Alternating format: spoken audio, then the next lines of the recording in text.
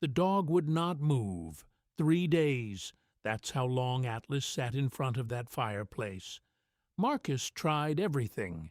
He called him, he pulled his collar, he put food on the other side of the room and walked away, figuring the dog would follow. Atlas didn't follow. On the fourth morning, Marcus stopped fighting it. He went out to the old shed behind the cabin, found a pry bar, came back inside, and got down on his knees in the ash. What he found behind that wall would take him 4 months, one retired lawyer, and a document his grandmother hid 40 years ago to prove belonged to him. Marcus Cole had not spoken to his Uncle Gerald in 11 years. The call was about his grandmother, Eleanor. She had died on a Tuesday in February, alone in the cabin she'd lived in since 1971. She was 83. She had refused, for as long as anyone could remember, to leave that mountain. Marcus loved her the way you love the person who kept you from falling apart. His parents died in a car accident on I-90 when he was 9. Eleanor took him in without discussion. She fed him, schooled him at that kitchen table, drove him to town for baseball practice, and the day he enlisted at 18, she stood on that porch and did not cry until he was out of sight. He knew this because a neighbor told him later. He did 2 tours in Afghanistan, came back with Atlas, who had been a military working dog and was being retired. Marcus said he'd take him. Nobody argued. He settled in Bozeman, construction work, quiet life. He called Eleanor every Sunday until the Sunday she didn't answer. She died on the Tuesday of that same week. Gerald handled everything. He was Eleanor's only surviving child, older than Marcus's mother by 6 years, and a man who had, in Marcus's experience, always found a way to be where the money was. The funeral was small. 3 neighbors. A pastor who had known Eleanor for 30 years. Marcus stood in the back because Gerald had not told him where or when until the morning of. 2 weeks later, Gerald called again. The will was straightforward, Gerald said. Eleanor had left the cabin and the 40 acres to him. She had updated the document 6 months before she died when she was, and here Gerald's voice went careful and soft, going through some confusion, some memory issues. She had meant well, Gerald said, but she hadn't been herself at the end. Marcus had called Eleanor every Sunday for 4 years. She had been sharp every single time. She read the newspaper. She finished the crossword in pen. She had opinions about county politics, and she was not shy about them. But he had no money for a lawyer. He had no copy of any previous will. And Gerald had filed the paperwork before Marcus had even driven back to Bozeman from the funeral. Gerald told Marcus he could have 30 days to go to the cabin and collect any personal items Eleanor might have wanted him to have. After that, the property would be assessed and decisions would be made. Marcus packed his truck the next morning. He was not going to say goodbye to that cabin. He had no intention of doing that. He didn't know what he intended exactly. But he loaded the truck, and he drove north, and he told Atlas they were going to see Eleanor's place one more time. Atlas sat up straight the whole drive, ears forward, like he already knew where they were going. It was smaller than Marcus remembered. It always is. He stood there for a minute, just looked at it. Eleanor had never cared about appearances. The porch board had been missing since 1998 because she always planned to get to it next spring, and next spring had a way of arriving before she was ready. The woodpile was exactly where it had always been. The tin roof had a patch on the east corner that she had fixed herself with roofing cement and a ladder she had no business climbing at her age. The coat was still on the hook. Marcus paused at that coat. He didn't touch it. He stepped around it and went inside. He spent the first 2 days going through her things the way you go through someone's things when you are not ready to go through their things, slow, stopping often, opening a drawer and then closing it without looking inside. She had written notes on the recipe cards, not instructions, observations, beside the biscuit recipe. Add more butter than it says. It always says, not enough butter. Beside the venison stew. This was your grandfather's. Don't let anyone change it. That was Eleanor's handwriting at 82. Not a woman going through confusion. The cabin sat on 40 acres that ran up into a ridge to the northeast and dropped into a creek drainage to the south. Eleanor had never done anything with the land except exist on it. No farming, no logging. She kept a kitchen garden, and she hunted deer in season, and that was the extent of it. The land was worth whatever it was worth for the land, which Marcus had always assumed was not much. On the first morning, Atlas did not go outside with him. Marcus called him from the porch. Nothing. He went back inside and found the dog sitting in front of the stone fireplace in the main room, ears forward, eyes on the back wall of the firebox. Marcus figured he heard something. A mouse in the wall. Maybe a bird that had gotten into the chimney. He pulled Atlas away by the collar, brought him outside, and didn't think much of it. Day 2. Same thing. Marcus woke up on Eleanor's couch, where he had been sleeping in his bag because he couldn't bring himself to use her bed, and Atlas was already at the fireplace, sitting exactly as he had been the night before. He tried food again. He put Atlas's bowl across the room and called him. Atlas turned his head, looked at Marcus, looked at the bowl, and looked back at the fireplace. Day 3. Marcus started looking more carefully at the fireplace. The fireplace was fieldstone, built into the wall of the cabin. The front and sides were original, which meant they were 60, maybe 70 years old. The mortar between them was dark and settled and cracked in places the way old mortar gets. But the back wall of the firebox was different. The mortar lines there were lighter, cleaner, more recent, maybe 20 years old, maybe less. Someone had repointed the back of that fireplace, or replaced a stone. Marcus stood up and looked at Atlas. The dog looked back at him, then turned his head to the fireplace again. The next morning, Marcus went out to the shed.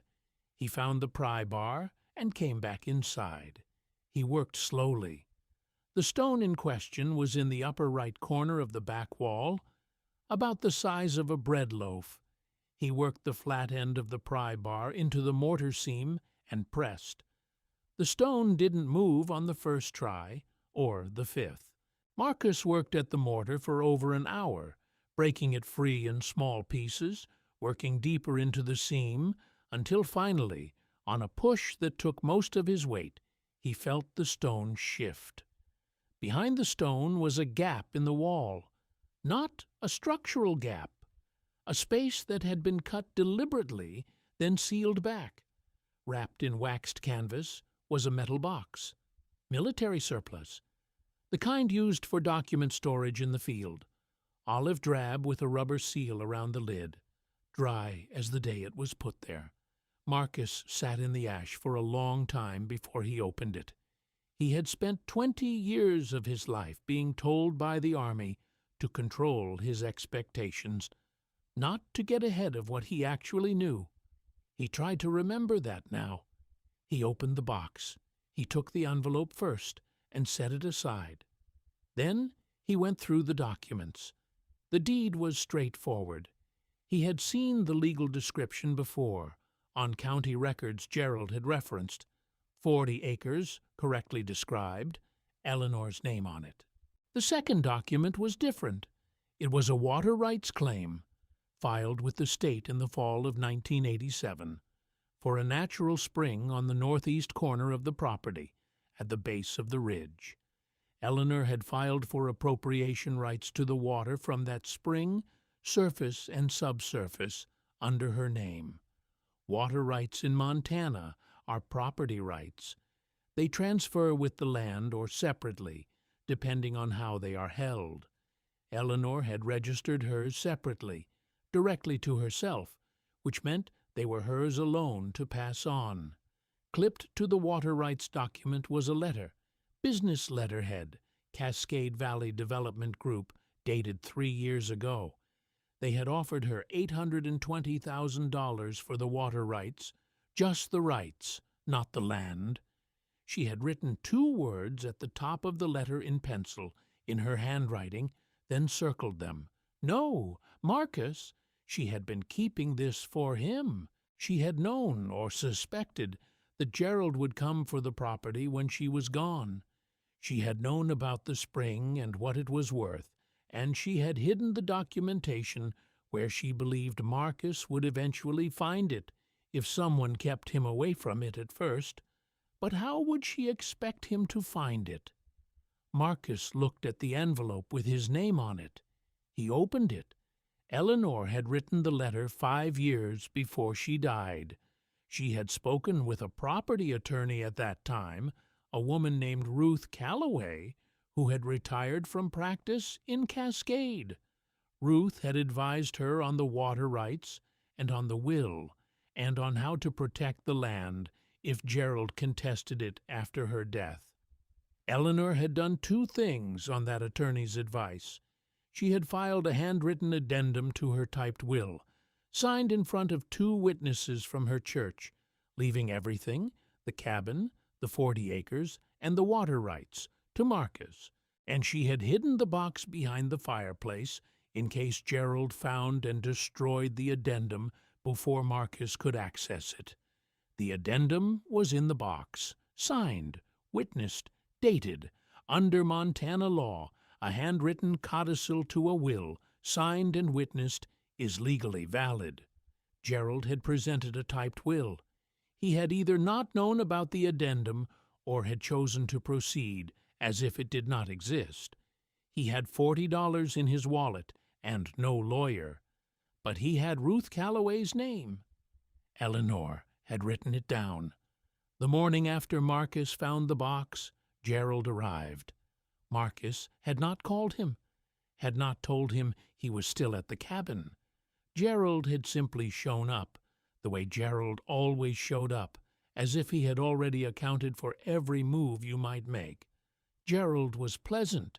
He usually was. He asked Marcus how he was sleeping, whether he needed anything, whether he had found what he was looking for in Eleanor's things.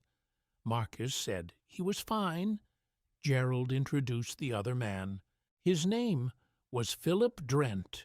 He was with Cascade Valley Development Group. Philip Drent explained that his company had been in discussions with Gerald about the property. There was interest, he said, in the land's potential for water infrastructure. They were in the early stages of assessment and wanted to walk the northeast corner of the property before they finalized their offer. Marcus said the property was under a contested will, and he didn't think this was the right time. Gerald said the will had been filed correctly, and the matter was settled. He said Marcus was welcome to consult with an attorney if he had concerns, and that he understood this was emotional, but the legal process had been followed. Philip Drent stepped off the porch and walked north, toward the tree line, toward the ridge. Gerald stayed. He looked at Marcus for a moment. Gerald said Eleanor had loved Marcus very much. He said she had not always been thinking clearly in her last years, and that she had made some decisions that she might not have made with a clearer head. He said the best thing Marcus could do was take whatever personal items mattered to him and let the legal process work. Marcus said he'd be in touch. Then Marcus went inside, put on his boots, and walked the property himself. He found the spring 20 minutes in, clean and cold, running out of the base of the rock shelf at the northeast corner of the property. exactly where the water rights document said it would be. Not large, but constant, the kind of spring that doesn't stop. He stood there for a while. Atlas drank from the spring, then sat back and looked at Marcus. The spring was exactly where the water rights document said it would be. Eleanor had known this was here since at least 1987, probably long before that. She had filed the claim quietly, told no one, and built a wall around it with legal paperwork that Gerald had either missed or chosen to ignore. Marcus thought about her driving to Cascade to file that claim. A woman on her own, in 1987, walking into a government office to protect something she suspected might matter someday. She had not been confused, not at the end, and not for a long time before that. Marcus walked back to the cabin, sat at Eleanor's kitchen table, and found Ruth Calloway's number in the county phone directory. It was the original listing, 12 years old. He called it. A woman answered on the third ring. Marcus said his grandmother's name. There was a pause. Then Ruth Calloway said, "I was wondering when you'd call." Ruth Calloway was 71 years old. She had practiced property law in Cascade for 31 years before retiring. She had white hair cut short, and she wore reading glasses on a chain around her neck, and she made Marcus and Atlas both come inside before she said anything else. She read slowly. She did not say anything for a long time. She moved through the deed, the water rights document, the offer letter from Cascade Valley Development, and the addendum. She read the addendum twice. Then she took her glasses off and looked at Marcus. She said, "Your grandmother was smarter than your uncle gave her credit for." Ruth explained what Marcus had already partially understood from Eleanor's letter. The addendum was a valid codicil under Montana statute. It did not need to be typed. It did not need a notary. It needed Eleanor's signature and 2 witnesses, and it had both. It superseded the typed will on any points where they differed. The typed will Gerald had presented left the property to Gerald. The addendum directed everything to Marcus. Marcus asked about the water rights. Ruth said the rights were registered in Eleanor's name separately from the deed. The addendum specifically transferred them to Marcus along with the property. Gerald could not have sold or transferred those rights without the addendum having been recognized or destroyed first. She asked him if Gerald had made any agreements with the development company. Marcus told her about Philip Drent, about the clipboard and the assessment and the northeast corner of the property. Ruth was quiet for a moment. She came back with a folder. Inside it were her notes from the conversation she had with Eleanor 5 years ago. She had kept them. She said Eleanor had asked her to keep them. Ruth said Eleanor had specifically told her that if Marcus ever came to her with the box, she was to help him, that Eleanor had already paid her, that the retainer had been settled in 2020, and that Ruth considered herself currently counsel for Marcus Cole as of this afternoon if he wanted her. He said yes. Ruth filed an emergency petition to contest the will that week. She attached the addendum, the water rights documentation, and her own notes from her prior conversations with Eleanor. She contacted the 2 witnesses who had signed the addendum. Both were members of Eleanor's church. Both were alive. Both confirmed the signing. The typed will Gerald had presented and the handwritten addendum were now both before a judge. Gerald's attorney argued the addendum showed signs of cognitive confusion. He suggested the witnesses might have been misled about what they were signing. Ruth presented the county records for the water rights filing from 1987. She presented the phone records showing Marcus's weekly calls, with Eleanor going back 4 years. She presented a statement from Eleanor's physician, who had seen her 4 months before her death, and noted nothing inconsistent with full cognitive function.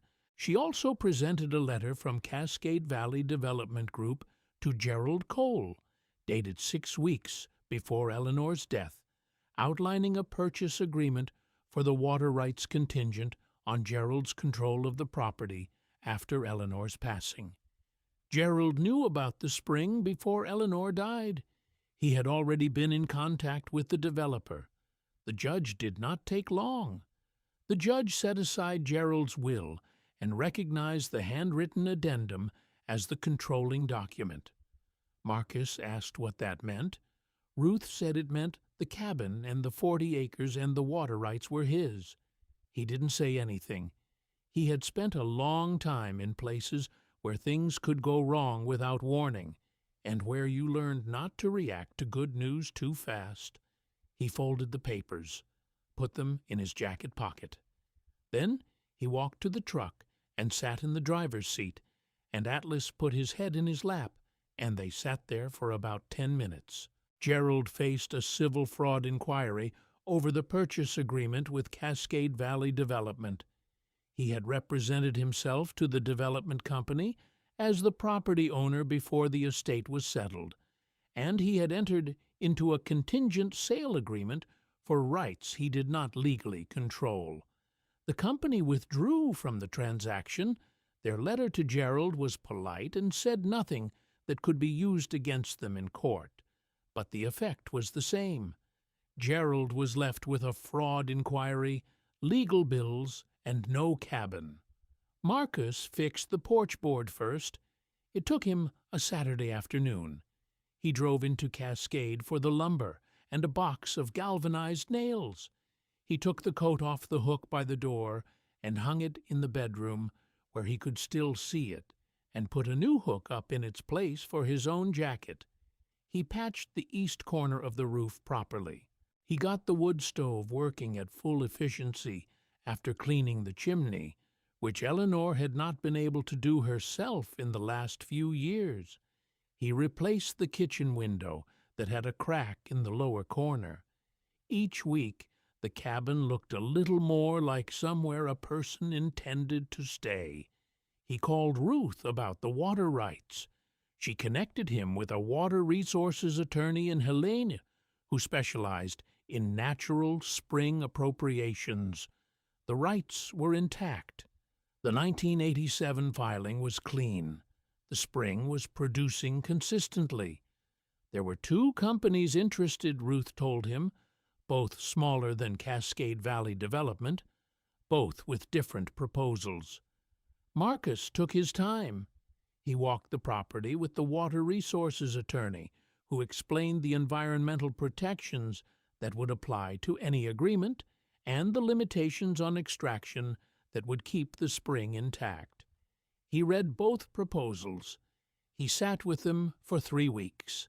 He chose the smaller offer, not the larger one. The larger offer was more money and more extraction. The smaller offer was a sustainable use agreement, capped extraction, annual renewal, and a conservation easement over the northeast corner of the property that would prevent anyone from ever developing the spring into something it wasn't.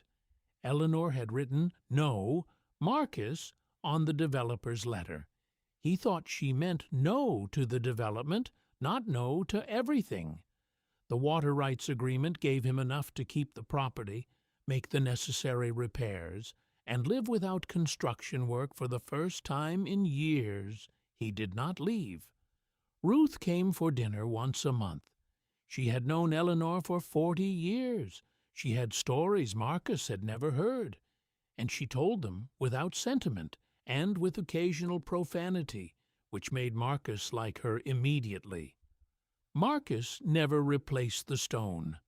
The hole in the back of the fireplace stayed open.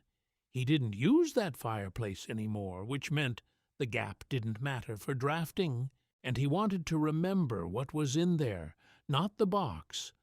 The box was with Ruth, in a fireproof safe at her house, along with copies of every document Eleanor had filed. What he wanted to remember was the 40 years Eleanor had kept that information safe. The patience of it, the careful, quiet work of a woman protecting something for a person who didn't know yet that he needed it. Atlas had not shown any interest in the fireplace since the morning the stone came out. He had done what he came to do. Atlas got a bed inside for the first time in his life, a real one. Foam, washable cover. He slept on his back with his legs in the air like he owned the place, which, technically, he did. Every story on this channel starts the same way. A veteran and his dog, and something the dog knew before the man did. New story next week. Subscribe if you want to be here when it drops.